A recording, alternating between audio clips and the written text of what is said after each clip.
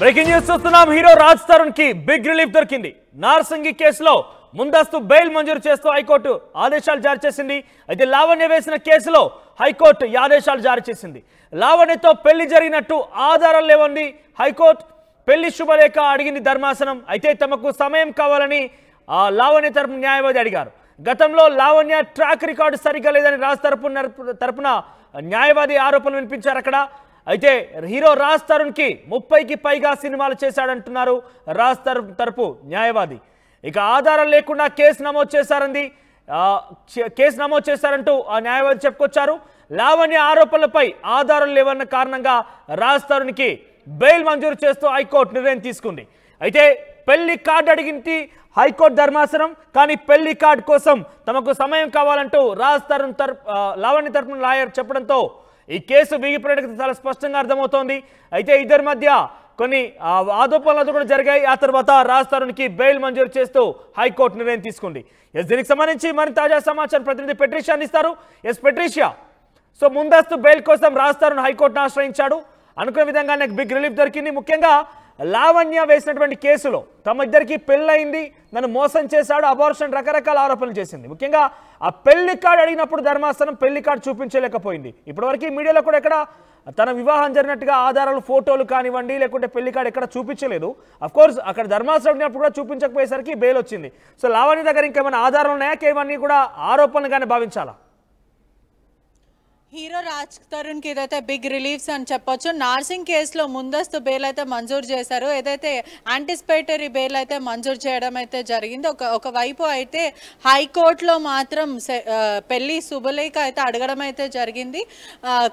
మాకు సమయం కావాలి అంటూ లావణ్య తరపు ఉన్న అడ్వకేట్ అడగడం అయితే జరిగింది. ఒకవైపు మాత్రము పెళ్లికి సంబంధించిన ఎవిడెన్స్ మీరు సబ్మిట్ చేయాలి అని చెప్పడం అయితే జరిగింది. ఒకవైపు కూడా రాజ్ తరుణ్ సుమారుగా 30 వరకు ఏదైతే సినిమాలు చేయడం అయితే జరిగింది. పూర్తిగా కూడా దిలీప్ సుంకర ఎవరైతే లావణ్య తరపు ఉన్న అడ్వకేట్ కూడా మాకు ఒక 2 రోజులు గడువు ఇవ్వండి, ఖచ్చితంగా మేము మీ ముందు ప్రవేశిస్తామని అడిగినప్పటికీ కూడా పూర్తిగా హైకోర్టు మాత్రం దీన్ని అనలైజ్ చేయడం అయితే జరిగింది. ఒకవైపు గతంలో గుంటూరులో ఇచ్చిన మస్తాన్ సాయి మేరకు కూడా ఎఫ్ఐఆర్ అయితే నమోదైంది. ఇప్పుడు ఇతని మీద కూడా ఎలిగేషన్స్గా భావిస్తున్నారు.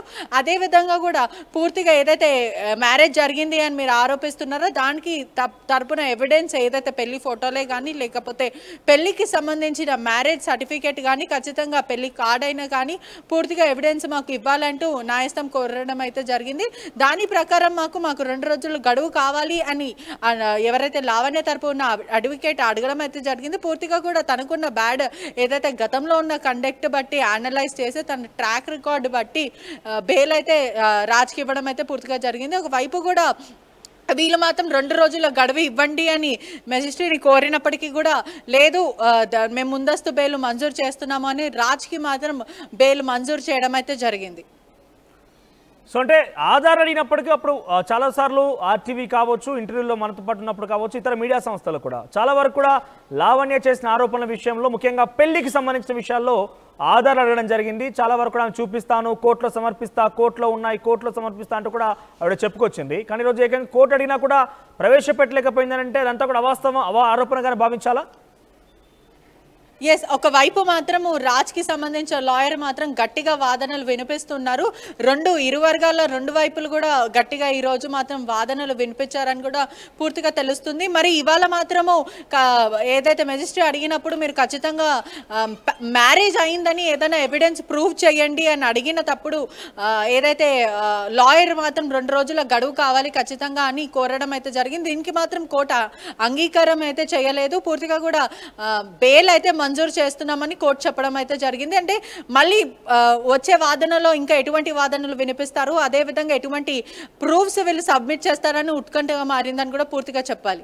అంటే పెట్రిషియా, గతంలో లావణ్య చాలాసార్లు కూడా నేను కోర్టుకు సమర్పిస్తాను, పూర్తి ఆధారాలు ఉన్నాయి, అబార్షన్కి సంబంధించిన ఆధారాలు కూడా ఉన్నాయి, పెళ్లికి సంబంధించిన ఫోటో సెల్ఫీస్ తీసుకున్నామంటే చెప్పింది, చాలా ఆరోపణలు చేసింది. కానీ ఈరోజు ఏకంగా ధర్మాసనం అడిగినా కూడా అవి ప్రొవైడ్ చేయలేకపోయిందనంటే తదుపరి వాదనలు ఉన్నా కూడా ఆవిడ ఏ రకంగా తీసుకొచ్చే అవకాశం ఉంది? ఖచ్చితంగా ఎస్, ఇంతకీ అందరికీ ఇదే క్వశ్చన్ మార్క్ అయితే ప్రస్తుతం అయితే రేజ్ అవుతుంది. ఎందుకంటే హైకోర్టు అడిగినప్పటికీ, ధర్మాసనం అడిగినప్పటికీ కూడా వీళ్ళు సబ్మిట్ చేయకపోవడం అనేది చాలా క్వశ్చన్ మార్క్. ఇంతకీ ఇవంతా ఎలిగేషన్స్గా భావిస్తున్నామా లేకపోతే ఇంకా ఏంటి అనే క్వశ్చన్స్ కూడా, అనేక క్వశ్చన్స్ ఇప్పుడైతే వెలుగులోకి వస్తున్నాయి. ఒకవైపు మాత్రం ఇప్పుడు ప్రస్తుతానికి మాత్రము 2 రోజుల గడువులు అడిగినప్పటికీ కూడా హైకోర్టు అయితే గడువు ఇవ్వలేదు. ముందస్తు బెయిల్, యాంటిసిపేటరీ బెయిల్ మాత్రం రాజ్ తరుణ్కి మంజూరు చేశారు. నెక్స్ట్ వచ్చే ఫర్దర్ వాదనలో ఎటువంటివైనా కానీ ఎవిడెన్స్తో మీరు రావాలి అంటూ న్యాయస్థానం చెప్పడం కూడా జరిగింది. పూర్తిగా 2 వైపులు, ఒకవైపు రాజ్ తరుణ్ వైపు, మరోవైపు లావణ్య తరపున అడ్వకేట్లు ఇద్దరికి కూడా నెక్స్ట్ వచ్చే వాదనలో ఎవిడెన్స్తో సహా మీరు రావాలి అంటూ పూర్తిగా చెప్పడం అయితే జరిగింది.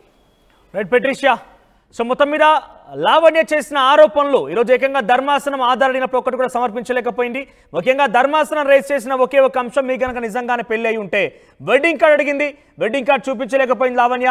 అయితే ముఖ్యంగా రాజ్ తరుణ్ తరపున న్యాయవాది ఎవరైతే అక్కడ వాదనలు వినిపించారో ఆయన చాలా స్పష్టంగా చెప్పారు, రాజ్ తరుణ్ 30 సినిమాలకు పైగా యాక్ట్ చేశారు, చాలా మంచి పేరుంది, కావాలనే తన పేరు చెడగొట్టేందుకే లావణ్య పలు ఆరోపణలు చేస్తుంది, ఎటువంటి ఆధారాలు కూడా లేవంటాయని చెప్పారు.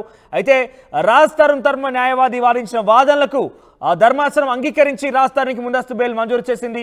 గతంలో ఈ కేసు లావణ్య నార్సింగి పోలీసులకు ఫిర్యాదు చేసినటువంటి కేసులో ప్రస్తుతం రాజ్ తరుణ్కి ఒక బిగ్ రిలీఫ్ దొరికింది.